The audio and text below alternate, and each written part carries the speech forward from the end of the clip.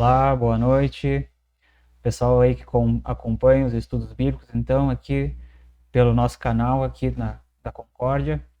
Sejam todos muito bem-vindos para mais esse estudo de hoje. Como vocês ouviram, essa letra dessa música também, desse hino, reflete já muito da nossa teologia e também do que a gente vai tratar aqui hoje à noite, que é os artigos de Smacaldi.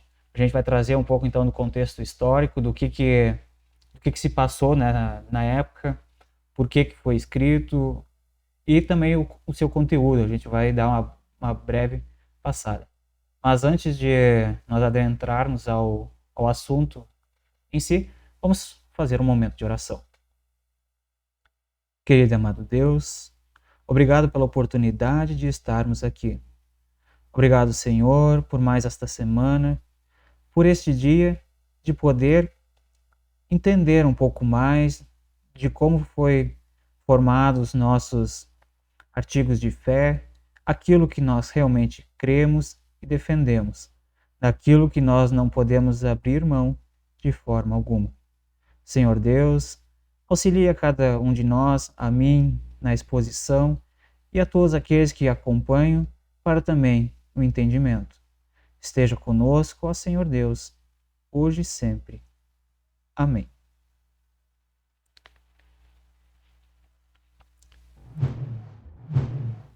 Bem, como eu estava falando, então, hoje nós vamos tratar dos artigos de Smacaldi, como está exposto. A gente vai começar então com o contexto histórico e depois, então, passando pelo conteúdo dos artigos. Ele está dividido em três partes principais, né? A primeira parte ele trata sobre a majestade divina, depois os artigos que dizem respeito ao ofício e à obra de Cristo, e, por fim, ele trata de artigos para consideração de pessoas eruditas e sensatas. Isso foi o que Lutero escreveu na época, tá? Quando ele estava se referindo para um debate mais teológico sobre estes assuntos. Bom, começamos então com o contexto histórico. Durante os primeiros anos da Reforma, o Lutero e os outros insistiam constantemente na convocação de um concílio geral da Igreja para discutir as questões de doutrina e a prática em relação às quais havia a controvérsia. Isso já desde 1521, na Dieta de Worms. Mas em 1530, então, com a Dieta de Augsburg, o imperador Carlos V ele prometeu que trabalharia a favor dessa convocação de um concílio geral da Igreja para tratar, então, dessa questão religiosa.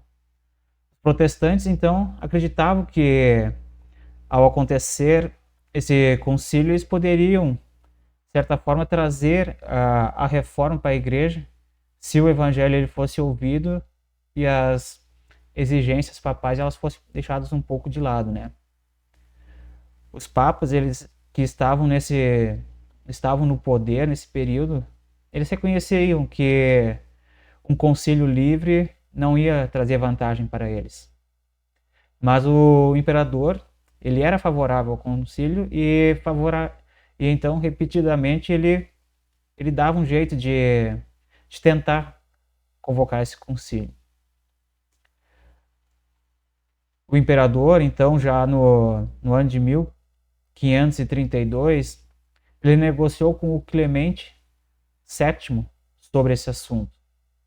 Mas as condições que Clemente impôs na época eram impossíveis de os protestantes, então, aceitarem participar desse concílio. E acabou, então, não havendo concílio. Só que o imperador ele seguia ansioso para se livrar, vamos dizer, dos hereges, né? E então, em 1534, Paulo III assume então o papado e então ele se acerta com ele para que saia o concílio. E finalmente então o Papa João III, em 4 de junho de 1536, ele emite um decreto formal para que um concílio geral fosse realizado em Mantua. Para o mês de maio de 1537. Agora, com o concílio marcado, os luteranos então debateram se deveriam participar ou não. Tá, mas por que essa dúvida então, né? Se os luteranos eles tanto pediram por esse concílio e fizeram esforço para isso. Lutero, ele ainda assim encorajava eles a participarem do concílio para falar a verdade e talvez persuadir algumas pessoas. Só que o príncipe de Lutero, e aqui precisamos entender qual era a função do príncipe na época, né? O príncipe ele tinha domínio sobre alguma determinada região e naquelas as igrejas que faziam parte daquela região, então ele tinha um certo domínio. E então esse eleitor, João Frederico, que era luterano, ele não estava de acordo com participar desse concílio. A sua razão para negar a participação é de que os luteranos estariam reconhecendo o Papa como chefe da igreja. E ainda mais, as preocupações dele aumentaram quando, em 23 de setembro de 1536, o Papa deixou claro que o objetivo do concílio seria a extirpação total da heresia luterana, venenosa e pestilenta. Só que, não indo, os luteranos estariam negando o próprio pedido da realização de um concílio. A realização, as dificuldades para tomar uma decisão, elas eram evidentes. No início, Lutero apelou por um concílio. Agora, ele até negava que os concílios fossem infalíveis. Vale lembrar que Lutero ele tinha, de início, uma certa impressão de que os concílios fossem a solução para todos os problemas. Só que ele conhecia também o exemplo de João Hus, que foi um pré-reformador, vamos dizer. Ele já viveu em torno de 100 anos antes de Lutero e ele também já havia tentado umas reformas. Só que ele acabou sendo morto justamente por uma decisão de concílio, sendo tratado de herege. Acabou de ser persuadido para participar. Só que ele ordenou os luteranos em seu território participarem apenas com uma preparação adequada. E então, no início de dezembro de 1536, Lutero começa a preparar uma exposição indicando os artigos de fé nos quais poderiam ser feitas concessões por amor à paz, bem como aos artigos nos quais nenhuma concessão poderia ser permitida. Lutero, então, imediatamente começou a trabalhar naquilo que seria ser chamado os Artigos de Smalcald. O documento de Lutero ele deveria ser apresentado e discutido na Liga de Smalcald. Essa Liga de Smalcald era uma associação de territórios e cidades luteranas formada já em 1531 em Smalcald, na Alemanha, como defesa contra qualquer um que tentasse eliminar o luteranismo pela força. Em 28 de dezembro de 1536, então, os teólogos de Wittenberg revisaram o primeiro rascunho do documento de Lutero. Eles sugeriram algumas pequenas alterações e Lutero ele aceitou essas alterações e juntos assinaram o documento e então enviaram ao eleitor João Frederico. E ele então apresentou o documento de Lutero na reunião da Liga de Smalcald em 8 de fevereiro de 1537. Vale lembrar aqui então que foi justamente a preparação para esse concílio. O concílio então estava marcado para maio, né, de 1537. E os luteranos então eles preparam esse documento. Lutero ele escreve ele primeiro. Depois então a Liga de Smalcald, que era o grupo de luteranos, né, avaliam esse documento, enfim, e se prepara então para ir para esse concílio. É bem verdade que nem todos os luteranos que estavam nesta reunião concordaram 100% com o documento, por causa que já tinha ali alguns luteranos influenciados por Zwinglio, que já tinha uma visão diferente sobre Santa Ceia. Mas mesmo assim, a grande maioria aprovou o documento e ele foi assinado então por 44 teólogos luteranos. Mas, apesar dessa preparação toda com esses documentos, o concílio de Mantua ele nunca chegou a ser realizado. Diversos adiamentos fizeram com que o concílio foi realizado, na verdade, só em Trento, uma outra cidade, em 1545. Um pouquinho antes da morte de Lutero começou esse concílio. Então esse concílio terminou só em 1563. Foram 18 anos de debates, então, da Igreja Católica, mas do qual os luteranos já não fizeram parte. Então foi aí que consolidaram a doutrina da Igreja Católica Romana nesse concílio de Trento. Mas mesmo assim, os artigos de Smakaldi, eles são de grande valor para nós luteranos e eles foram incorporados ao livro de Concórdia no ano de 1580. Só vale lembrar que a versão que a gente tem no livro de Concórdia, que é esse livro aqui que a gente tem, ele foi Lutero, em 1538, ele acabou fazendo mais algumas adições, né, no texto. Ele colocou o prefácio e fez alguns acréscimos. Mas o que nós temos no livro de Concórdia, então, é esse de 1538. Mas as modificações que Lutero fez e o prefácio não mudaram o sentido daquilo que já haviam assinado em 1537 na Liga de Smakaldi. Passando um pouco, então, sobre o prefácio de Lutero. Lutero, então, escreve esse novo documento que é os Artigos de Smakaldi. E aqui, então, a gente vê como ele se preparou para escrever esse documento. Aqui, ele começa a escrever um novo documento que seria a sua defesa contra os ensinos contrários aos de Roma. E também destaca o que estava de acordo, assim como ele mesmo escreve no prefácio. Diante disso, foi-me ordenado compor e reunir os artigos de nossa doutrina, a fim de que se soubesse, caso chegasse a deliberar o que, até onde estaríamos dispostos ou poderíamos ceder aos papistas e em que pontos desejávamos perseverar e permanecer firmes. Ele achava que essa seria a sua última chance de preparar algo para um concílio geral. É que em 18 de dezembro do ano de 1536 ele ficou gravemente doente. Alguns historiadores sugerem até que ele poderia ter passado por algo parecido com um ataque cardíaco. Ele estava convencido de que a morte estava próxima. É importante a gente ter isso em mente ao considerar o quanto Lutero levava a sério os artigos que ele estava escrevendo, ou seja, os artigos de Smakaldi. Então, como já havia dito, ele achava que essa seria a sua última chance de preparar algo para um concílio geral. Ele escreve o seguinte: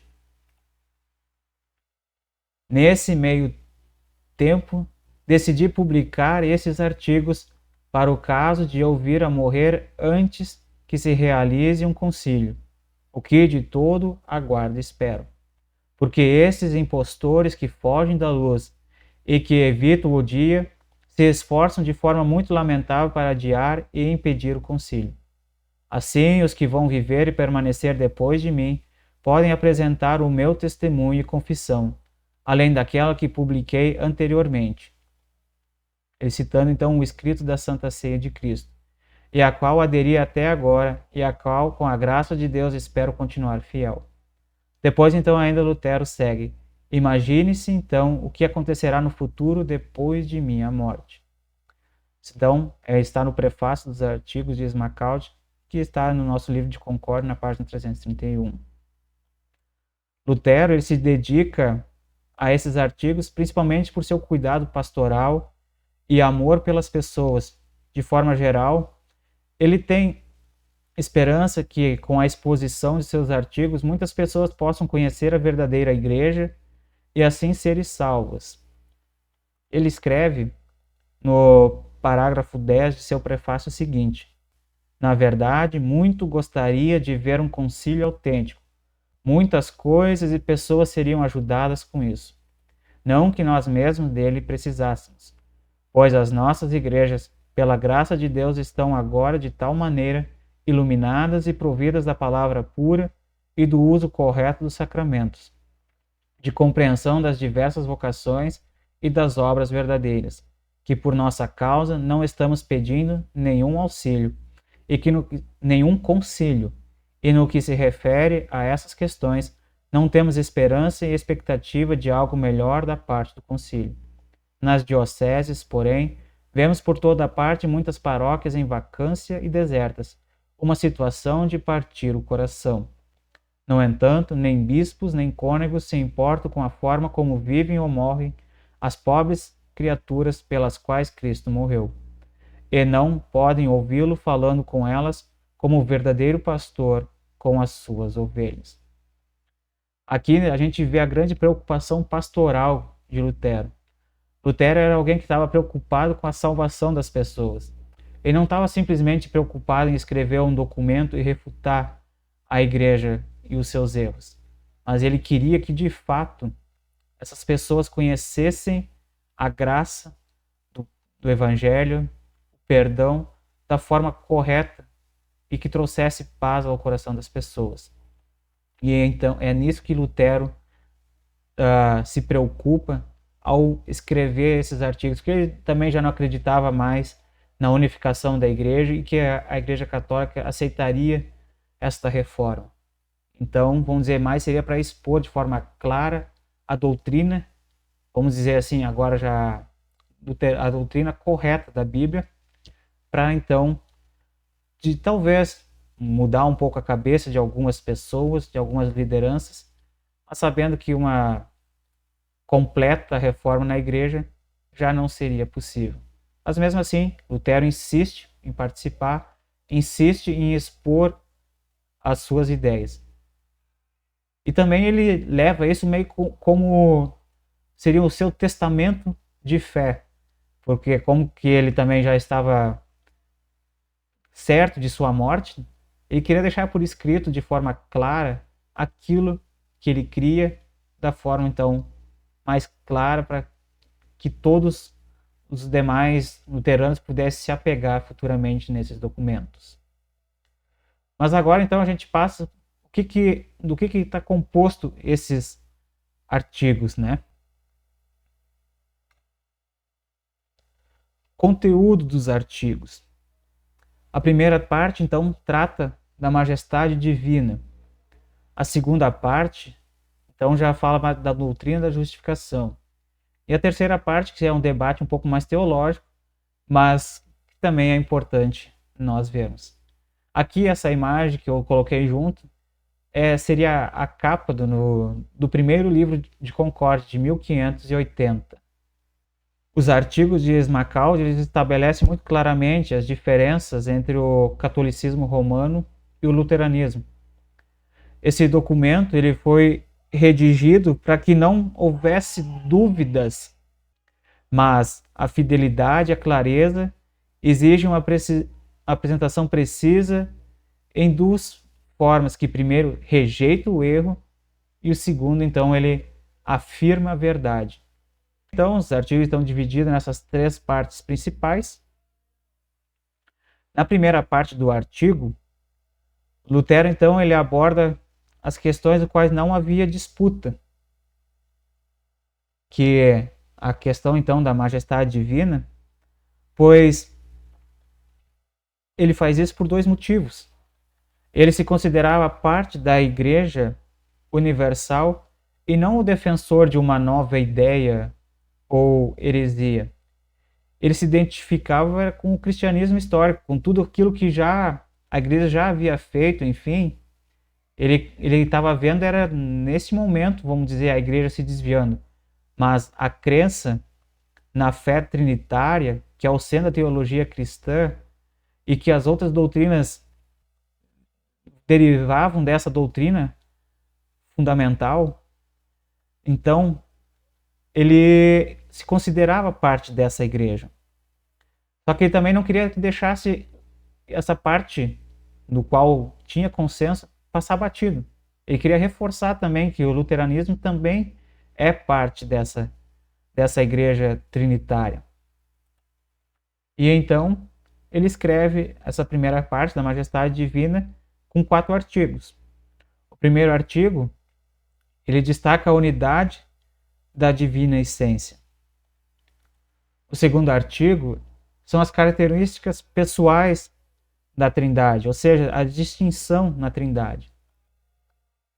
O terceiro artigo trata da encarnação do Filho. E o quarto artigo, ele repete afirmações a respeito de Cristo encontradas no credo, ou seja, são os atos pertencentes ao ofício mediador de Cristo. Lutero ele repete as fórmulas históricas do credo que confessam a Deus, a Santíssima Trindade e as duas naturezas em Cristo. Ele conclui indicando como esses artigos são a confissão histórica da Igreja cristã. Nisso, os romanistas e os luteranos concordavam com esses pontos do cristianismo bíblico. Portanto, não havia necessidade de Lutero elaborar de forma mais, vamos dizer assim, destacando mais cada ponto. Mas, na segunda parte, então, que trata a respeito ao ofício de Jesus Cristo, ou a nossa redenção, aí então já há discordância entre luteranos e católicos romanos, pois o principal aqui é a doutrina da justificação. O artigo 1, ele afirma a doutrina da justificação pela fé em Cristo. E os artigos 2, 3 e 4 mostram como os católicos obscurecem o evangelho através da doutrina da missa, das ordens monásticas e do papado. No artigo 1, Lutero ele afirma o evangelho. Cristo morreu por nossas transgressões e ressuscitou por nossa justificação. E aí não se pode ceder em nada. Lutero julgava esse ponto principal de toda a discussão. Ou se segue a doutrina do Evangelho, ou se segue a doutrina romana. Não há meios de conciliar as duas. Lutero, então, ele lança o primeiro artigo, considerando o artigo principal da fé cristã. A obra salvadora de Cristo nunca pode ser abandonada ou comprometida em nome da paz e da unidade da Igreja. Esse ensinamento é o cerne do próprio Evangelho. Por isso deve ser mantido puro e livre de erros, e proclamado com ousadia e rigor. O artigo 2, então, que fala sobre a missa romana, a qual ele considera a maior e a mais hedionda abominação no papado. Ele ensina que a obra da missa, ela no caso, a Igreja Católica, que é a obra da missa e não Cristo, faz merecer o perdão. Lutero ele inclui nesse ponto sobre a missa todo o sistema romano de justificação, do qual faz parte o purgatório e outros ensinos, além de abordar a invocação aos santos em contraste com Cristo, que é o único mediador. O artigo 3, ele vai tratar dos capítulos e mosteiros. Tá, mas o que seria capítulos e mosteiros? Essas instituições ligadas a monastérios e conventos eram originalmente escolas, com finalidade de formar homens letrados e mulheres decentes. Só que isso acabou se tornando também um meio de alcançar salvação. Tais instituições deveriam ser estimuladas a retornar ao propósito primitivo, ou então serem abandonadas. Lutero, refletindo sobre suas próprias experiências como monge, rejeita o sistema romano de vida monástica. Ao tornar o monaquismo meritório para a vida eterna, Roma contradizia o artigo principal da fé cristã. Os mosteiros, eles foram, como já havia dito, eles foram fundados como instituições de educação. Lutero, ele defende o retorno desse nobre propósito, mas caso não for para isso, for para para querer angariar méritos para si, então essas instituições devem ser destruídas, segundo Lutero. No artigo 4, que trata do papado, o papado, então, ele enfoca a intenção romana de merecer a salvação através da obediência ao papado. O bispo de Roma, ele reivindicava ser o cabeça da igreja por direito divino. Lutero ele julgava desnecessária para a igreja a existência de um papa. Mesmo sob direito humano, não ajudava em nada e só causava confusão. O melhor era ter Cristo como cabeça da igreja e todos os bispos de igual poder. Para ele, o Papa assumia a natureza do anticristo, usurpando o lugar de Cristo, e, portanto, não podiam ser feitas concessões a tal perversão do Evangelho. As palavras duras de Lutero sobre o papado são motivadas pela sua paixão pelo artigo principal da fé cristã: a salvação somente pela graça de Deus, somente pela fé, somente por Cristo. O papado romano, na época de Lutero, estava envolvido não apenas numa guerra espiritual contra a verdade das Escrituras a respeito de Cristo, mas também pegou em armas para matar e destruir aqueles que aderiram fielmente ao artigo da justificação. Na terceira parte, então, que era para um debate mais teológico e com outras pessoas, com as pessoas, então, um pouco mais estudadas, vamos dizer assim, da época, tanto com os romanistas, como também pessoas do próprio luteranismo. Aqui Lutero, então, ele traz 15 artigos para esse debate, quer dizer, apresentando a doutrina luterana, né? Então, o primeiro artigo, ele trata do pecado. O ponto principal desse artigo é garantir que o pecado original seja claramente visto como a causa raiz de todos os pecados. A doutrina romana, ela negava que até mesmo a própria inclinação para o pecado, o que a gente chama de concupiscência, fosse em si pecado. Ao ensinar que dentro de uma pessoa permanece a capacidade de compreender e responder à graça, Roma nega efetivamente a necessidade absoluta e eficiência total da morte sacrificial de Cristo para merecer a nossa salvação.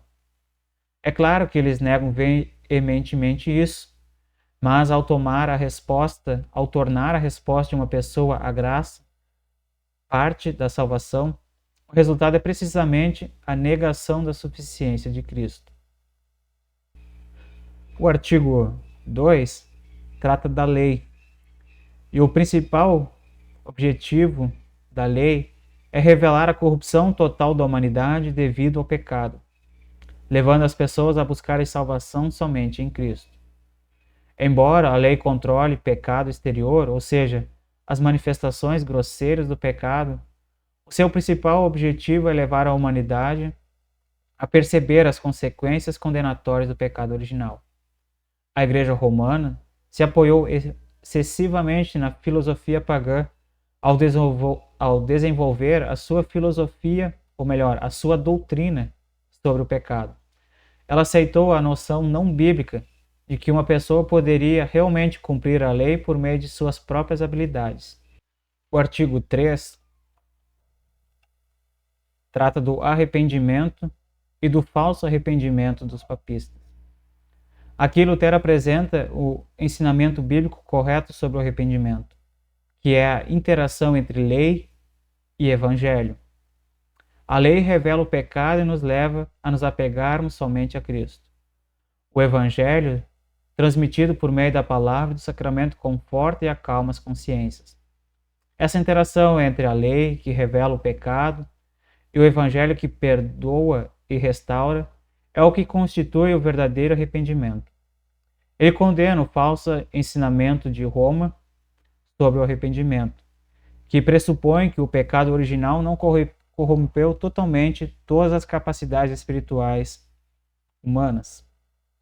Os teólogos romanos sustentam que Deus concede a sua graça àqueles que fazem o máximo que podem com base no seu próprio livre-arbítrio.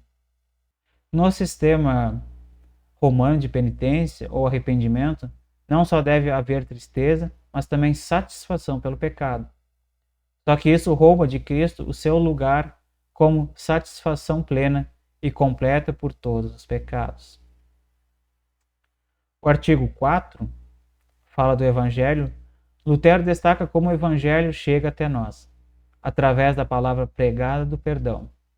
Deus dá os seus dons de forma generosa e abundante, proporcionando o Evangelho também de outras formas, incluindo o santo batismo, a ceia do Senhor e o Evangelho partilhado entre cristãos que se consolam e confortam uns aos outros com a palavra de Cristo. No artigo 5, nós temos o assunto do batismo e também do batismo de crianças. Lutero enfatiza que o poder e a promessa do batismo estão inteiramente localizados na palavra vivificante da misericórdia e da graça. Portanto, ele rejeita qualquer noção de que a água por si só ou as ações no ritual tenham qualquer poder espiritual. Em vez disso, a palavra de Deus é a chave para a força e a bênção do batismo. Certamente, bebês e crianças devem ser batizadas, pois eles fazem parte da obra redentora de Cristo e do reino de Deus tanto quanto qualquer outra pessoa. O artigo 6 do sacramento do altar. O pão e o vinho são o corpo e o sangue de Cristo. Eles estão presentes, são distribuídos e recebidos por todos os que comungam. Tanto o pão como o vinho devem ser dados aos comungantes.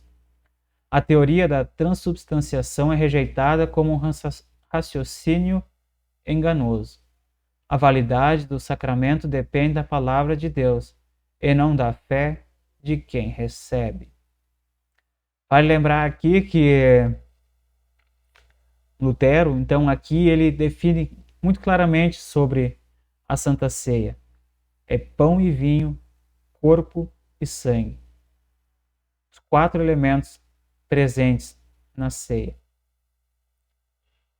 E esses 4 elementos todos recebem, tanto crentes quanto não crentes.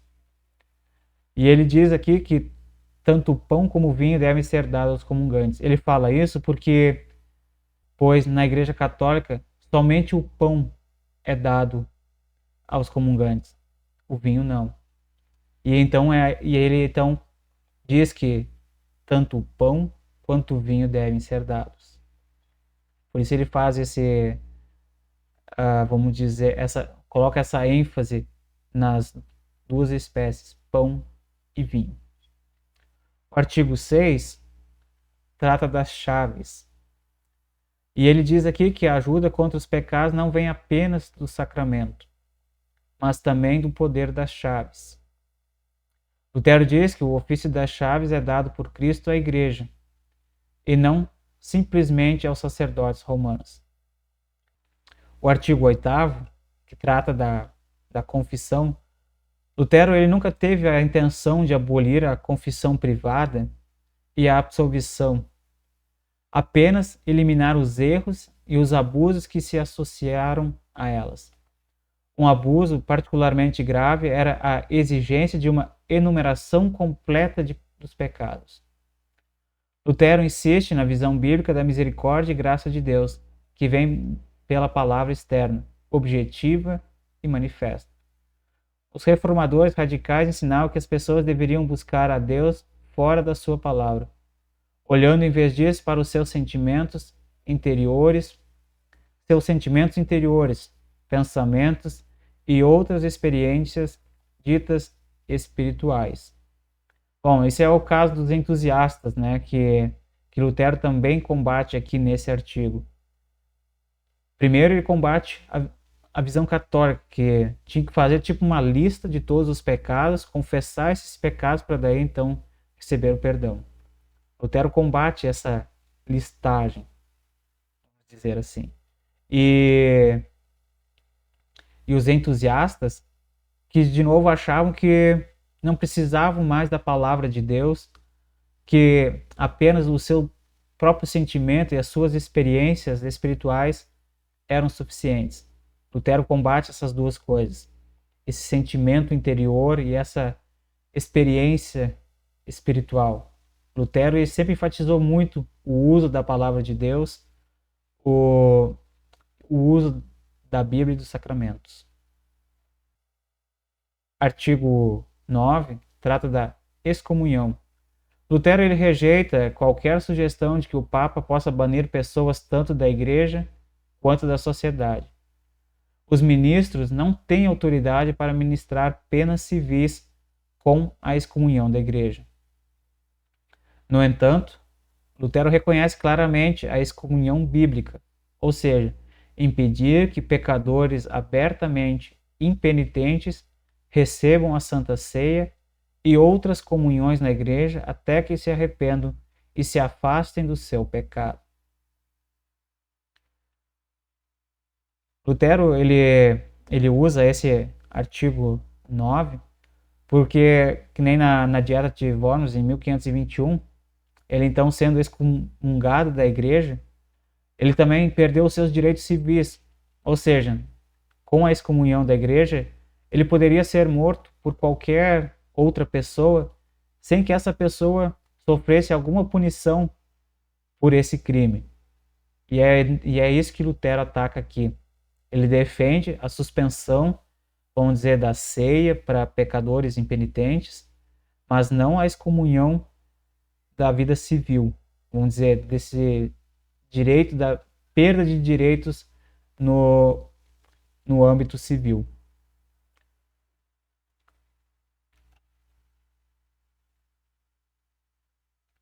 O capítulo 10, ele vai tratar então da ordenação e da vocação. Lutero ele rejeita qualquer noção de que a ordenação por um bispo seja necessária para que um pastor tenha um chamado válido e legítimo para o ministério.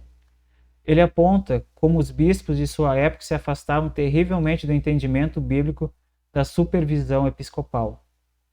Lutero ele insiste que a autoridade e o direito de ordenar devem ser usados dentro da Igreja, que somente homens que tenham sido julgados capazes de exercer o ofício ministerial devem ser ordenados. O artigo 11 trata do matrimônio sacerdotal. Ou seja, Lutero considera a proibição do matrimônio do clero, ou seja, ele considera a proibição do matrimônio daquele de padres e de quem fosse pastor por parte da Igreja Católica Romana como irrazoável e injusta. E ainda diz que essa proibição resulta em uma séria imoralidade e que o clero deveria ser livre para casar. Ou seja, ele defende então o casamento do clero, o casamento dos pastores, dos padres. O artigo 12 vai tratar da Igreja. É interessante que aqui Lutero usa o exemplo até de uma criança de 7 anos que é capaz de entender o que é a Igreja. Ou seja, que a Igreja é onde o Evangelho é pregado, os sacramentos administrados e a qual pertence o ofício das chaves, de tal maneira que a confissão e a absolvição não deveriam ser abolidos da Igreja. A Igreja não é uma organização papal, antes é a comunhão dos santos, o corpo dos verdadeiros crentes em Cristo. Outros sim, a Igreja sem palavra e sacramentos não é nada.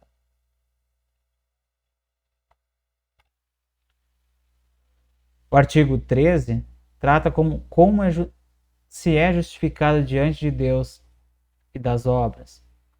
Aqui Lutero afirma de forma muito clara a doutrina da justificação. Este ensinamento não pode ser alterado em nada. Tudo é coberto pela misericórdia de Cristo, incluindo as nossas boas obras, que ainda assim são pecaminosas e imperfeitas.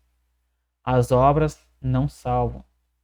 Elas são o fruto da salvação, não a sua causa. O artigo 14 fala dos votos monásticos. E aqui, então, mais uma vez, ele diz que em contraste à visão, então, do evangelho de vida cristã, Lutero ele aponta para a vida monástica como uma tentativa de merecer o céu e por isso condenadas por Cristo. Para ele, a vida monástica, desta forma, como já mencionado antes também quando falava dos capítulos e dos mosteiros, aqui então ele é mais direto com a vida monástica. E ele diz que a vida monástica ela deve ser abolida, porque o viver desta forma dá muito mais a entender de que eles estão vivendo para ter méritos, para obter então perdão dos pecados. E isso Lutero então vai contra, e ele diz então que a vida monástica deve ser até mesmo abolida. E o artigo 15 trata das tradições humanas. Lutero conclui então seu documento de a sua confissão de fé aqui, rejeitando qualquer sugestão de que tradições humanas produzem perdão dos pecados e condenam uma série de superstições e práticas romanas e orienta para não termos nada a ver com eles. Aqui então, para encerrar esse momento aqui, uma frase de Lutero no prefácio: Ó amado Senhor Jesus Cristo, celebra tu mesmo um concílio e salva os teus pelo teu glorioso retorno. Bom, foi esse o assunto que eu resolvi trabalhar aqui hoje à noite com o estudo, que o pessoal aqui então possa ter um pouco mais de conhecimento do que das doutrinas que a gente possui em nosso livro de concórdia, que a gente possa entender como surgiram também esses artigos confessionais de nossa igreja. E como nós vimos hoje, Lutero aqui ele prepara então um documento para defender a sua fé, a visão correta da Bíblia, que foi um preparo para um concílio geral, que afinal acabou não acontecendo. Mas mesmo assim, são documentos de grande valia para a nossa igreja, documentos que atestam firmemente a nossa fé. E sem dúvida, Lutero aqui foi de forma mais clara, mais objetiva, organizando esses documentos, e deixa então, como ele mesmo queria, uma herança daquilo que ele cria, daquilo que ele tinha como certeza de interpretação das Escrituras. E louvado seja Deus por também termos esses documentos confessionais que nos auxiliem a nós mesmos a expor aquilo que nós cremos, aquilo que nós ensinamos.